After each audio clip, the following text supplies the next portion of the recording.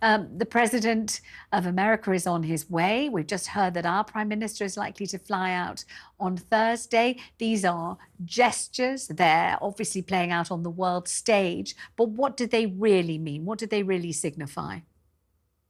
Vanessa, thanks for having me on.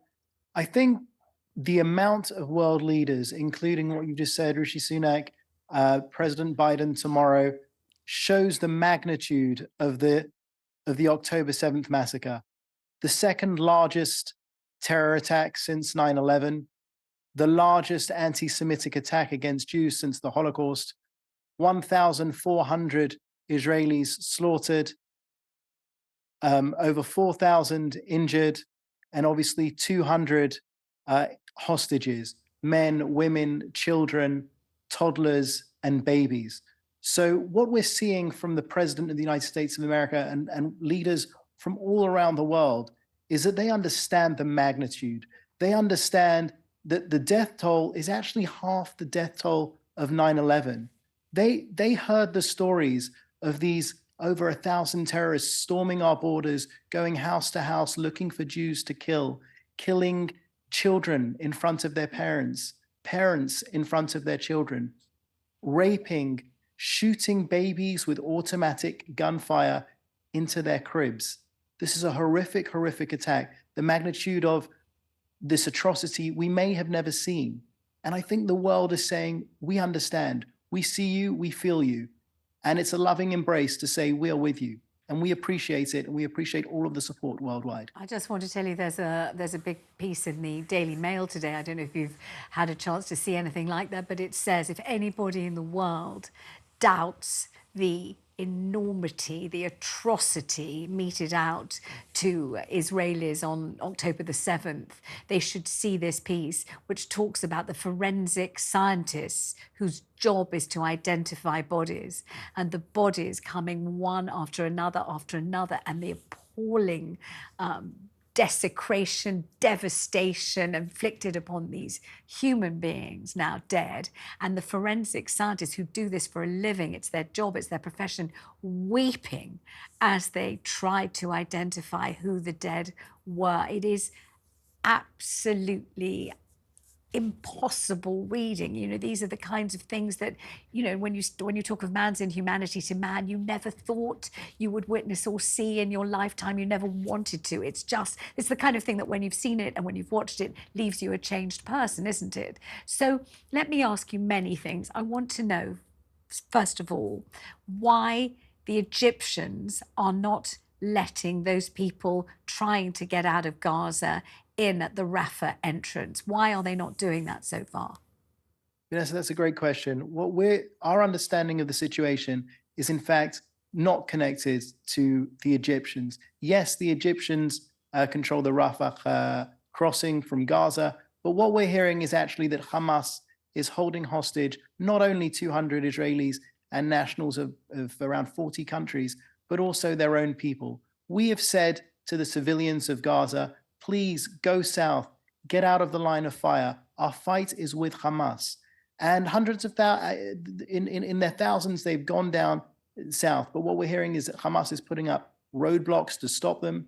They're encouraging them to stay and, quote, become martyrs.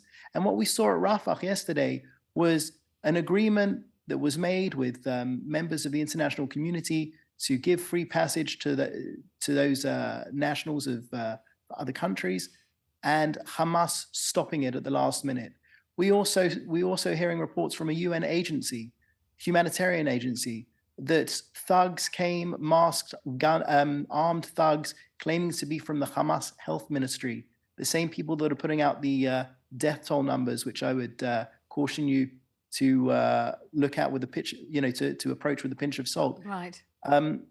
People coming, armed, masked guards from Hamas, taking petrol and taking other humanitarian aid that was given to a United Nations humanitarian organization. So what we're saying is that we want to help civilians. We understand the issues of civilians. Our fight is with Hamas. However, we need to ensure that any aid or any donations coming from abroad reach the people that need them and not the war machine of Hamas.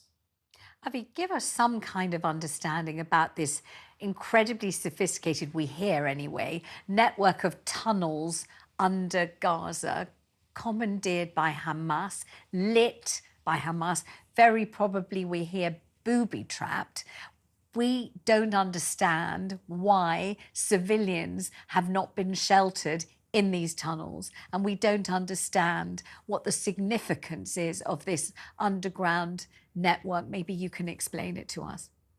I think you're touching on the very essence of the conflict. Let me just explain to your viewers that Hamas, Israel disengaged from Gaza 16 years ago. Gaza could have become a Singapore of the Middle East.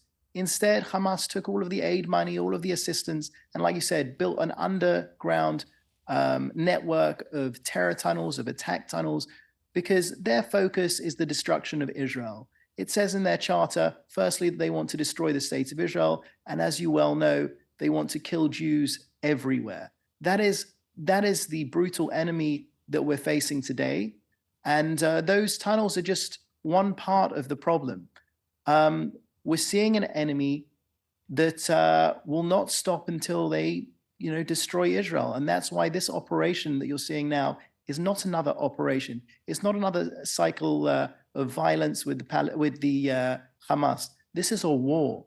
This is a war to smash Hamas. We want a situation after this war in which we are victorious, in which Hamas, we've fully dismantled Hamas's political and military capabilities so that never again can they perpetrate the types of atrocities that we've seen in the last few days. And obviously, the rest of the world immensely concerned for Israel and Israelis, also concerned for innocent Gazans who are caught in all of this, but also concerned for ourselves, as man's primary concern is always for him or herself, and the possibility that other nations will become involved, whether it's Iran, whether it spreads further.